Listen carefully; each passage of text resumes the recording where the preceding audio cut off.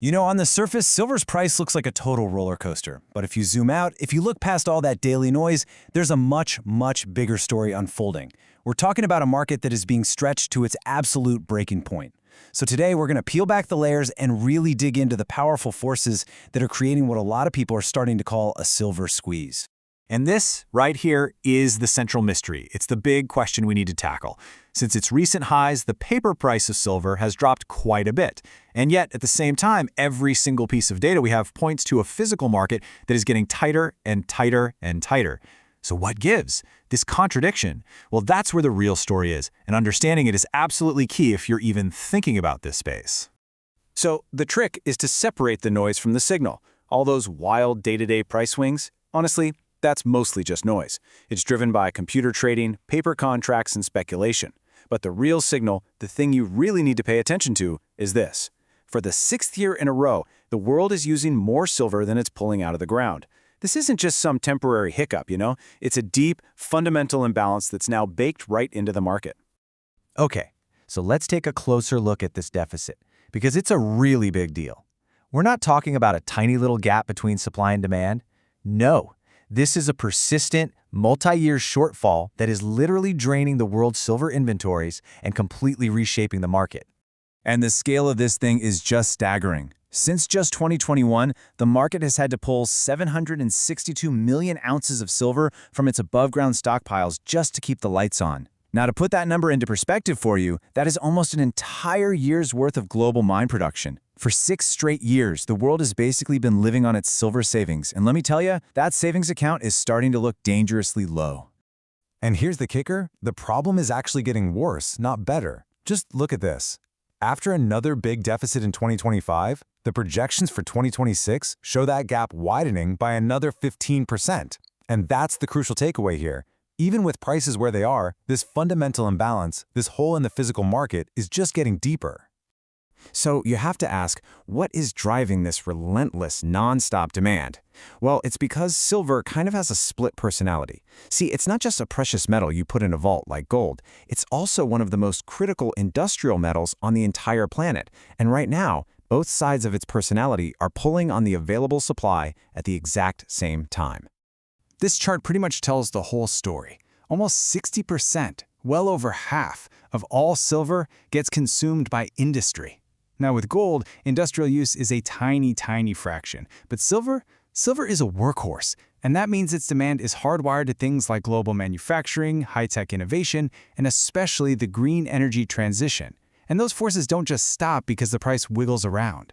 And we're not talking about just any old industries either. We are talking about the highest growth, most cutting-edge sectors of the entire global economy. Silver is absolutely essential for solar panels. It's literally irreplaceable in the complex electronics inside every electric vehicle. And, oh yeah, the massive build-out of AI and data centers, that's created a brand new and incredibly hungry vacuum for physical silver. For these industries, silver isn't just nice to have, it's a must-have.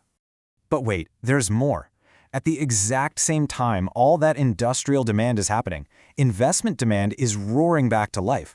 People are turning to physical silver, actual bars and coins, as a hedge against inflation, against currencies losing their value, and all the geopolitical craziness going on. In fact, demand for coins and bars is forecast to jump by 18% in 2026. So what you've got is this super strong industrial demand floor with a whole new wave of investment demand being layered right on top. It's a real 1-2 punch. Okay, so the obvious question, the one you're probably thinking right now is, if demand is so strong and there's a deficit, why don't the miners just, well, mine more?